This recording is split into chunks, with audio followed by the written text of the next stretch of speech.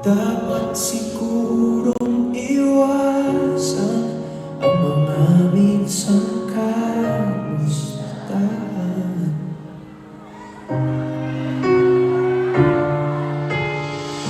Mga nakasanayan dapat nang kalimutan upang di tayo magkasakitan.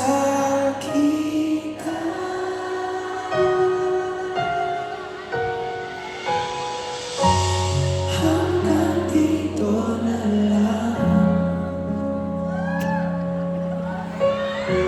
Hanggang dito na lang.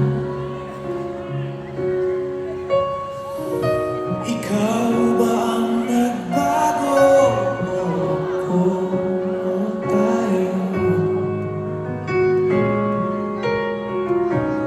Baka tayo hanggang dito na lang. Hanggang dito na lang. Eto, pakinggan nyo to.